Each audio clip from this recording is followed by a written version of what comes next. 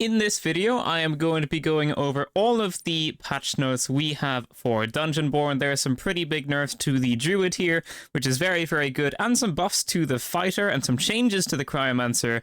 So we're just going to be going through all of that. All of this information is on the official Discord channel if you want to go and look at it yourself.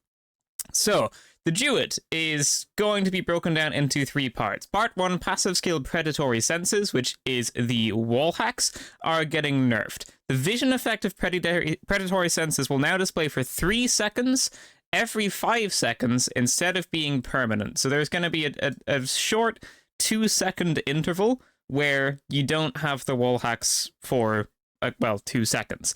The perception radius has also been reduced from 30 meters to 25 meters. Now, I'm pretty sure that the hearing range is 30 meters, or very, very close to that. So you could actually just hear someone through the walls if you were able to see them. If they were fighting, you would definitely hear them, and maybe you would hear the footsteps just a little bit closer. But if it's 25 meters, I'm pretty sure that's now going to be shorter than the hearing range. So if there's like a panther through a wall and they don't know you're there, you might actually know they're there if you hear them fighting something. So this is going to make it much more likely that you might hear a panther instead of them just seeing you first and then being able to crouch walk. You might actually hear them and then be able to crouch walk and just like go away from them if you don't want to fight them. But that 30 to 25 meters is definitely like a decent amount of meters to be changed. The detection red dots from predatory senses will no longer appear on the minimap, so you used to be able to see it on the minimap, and now that is not going to be a thing. So if you're playing in duos or trios, you're just going to have to describe a little bit more effectively where the opponents are for your teammates to understand as well, because it was probably a little bit easier to describe it on the map.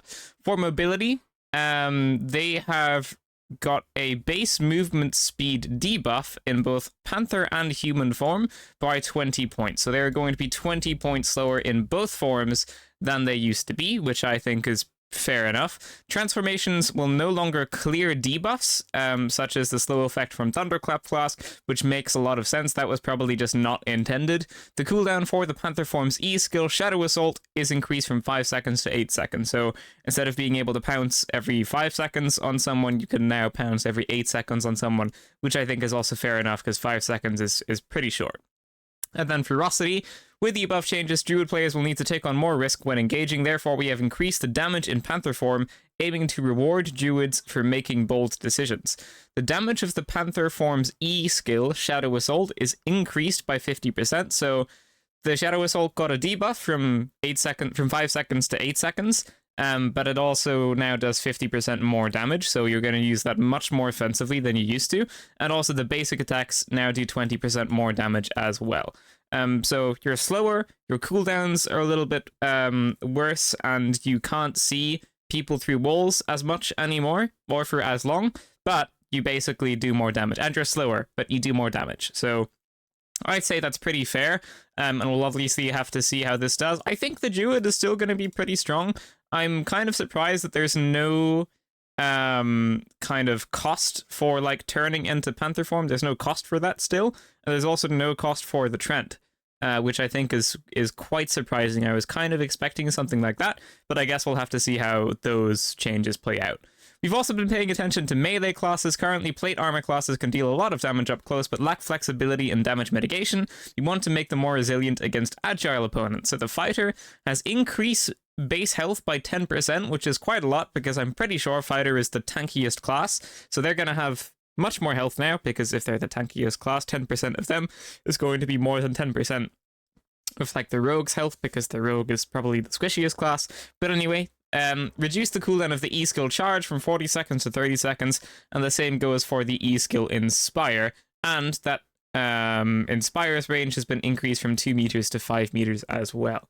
So just some nice buffs, like lower cooldown costs for both of the E abilities, and then your other E ability Inspire gets a radius buff as well, and base increase by 10%. This is the same for the Mithril Zealot, I'm not sure. Yeah. And then the Death Knight. The Q skill Soul Shroud and Soul Storm will now reduce incoming damage by 15% when active. and potential upcoming change, we are considering speeding up the casting animation for Death Knight's Soul Shroud and providing a stronger slow effect during its effect.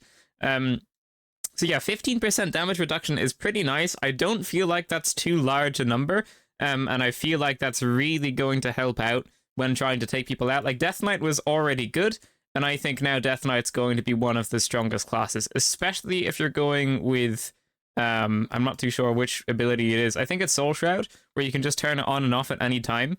You can just instantly get 15% damage reduction whenever you want if you're running that ability, which is pretty powerful. So that's gonna be cool, I think. I think Death Knight's gonna be pretty strong right now. Because that sounds quite strong to me. And then for the Cryomancer, there was a bug where the Cryomancer's stamina passive effect, Frost Echoes, and E-Skill's Ice Armor interaction caused higher than expected tankiness. We are fixing this issue in this patch and will continue to monitor the Cryomancer's performance. The stamina passive Frost Echoes is changed to when allies deal unblocked active damage to targets affected by the Q skill, they gain a 40-point shield. This shield no longer stacks, and added an energy cost to the E-Skill Ice Armor, which now consumes 25 soul energy per use. This, I think, is quite surprising, because the Druid didn't get any changes to their Treant or anything like that, or entering their Panther form, so I thought that this was pretty surprising to see, because it also has like a pretty hefty cooldown on it, so I think it's already fair as is. But I mean, I don't think this is going to change a whole lot. It's just going to be a little bit more annoying using it against like mobs and stuff. Like if a mob hits you, you might be a little bit more reluctant to use this to get back up to full. But in an actual fight, I don't think this is going to make much of a difference. But I'm surprised they added like an energy cost to it. I just it's quite surprising to me. And also, potential upcoming change, we are considering modifying the slow effect of the Thunderclap Flask to last longer but provide a less effective slow, ensuring it remains a useful tool for melee classes to chase their opponents while limiting the synergy between Thunderclap Flask and Lightning Staff. So I don't think the devs want you to throw a Thunderclap Flask and then instantly be able to just spam the Lightning Staff at people, which is fair enough. So it's going to be less effective and last longer. And that's going to be just so that melee classes, it's going to be so they can like walk out of the circle of the lightning, but they can't run away from like a fighter or a Death Knight, I think is the idea there, which does make sense. And Thunderclap Flasks were pretty powerful paired with the Lightning Staff, so I think that's fair enough. And then others added a low quality crossbow and 15 bolts to the default starter gear for characters that can use crossbows. So that's really cool, because crossbows are super handy sometimes, especially for starting off the fight from far away. And that's just going to be a really little nice addition there. So just like quality of life change. If you're playing like Swordmaster, Death Knight Fighter, you can probably just put a crossbow on now, which is going to be cool. And then I guess we can just look at this as well. This is just the class balance insights. It's going to be the pick rate and the extraction rate. The Druid has the highest. The Rogue has the second highest. Is this for trios? Does it say? Overall pick and extraction rate. Okay, so I guess it's going to be 1 million instances from July, level 20 characters only. Okay, it's going to be level 20 characters only. So naturally, Druid is first, Rogue's probably second, because they have a strong passive right now, and also because they can just turn invisible, so people that don't want to PvP can probably do so quite effectively as the Rogue. Swordmaster is still pretty strong, and it's all very even. Like, between the bottom one and the top one, there's like a 10% pick rate. So this is like very balanced, which is pretty cool to see. Pyromancer at the bottom is actually quite surprising, because the Pyromancer is like a very solid class, but I guess it's just what people prefer.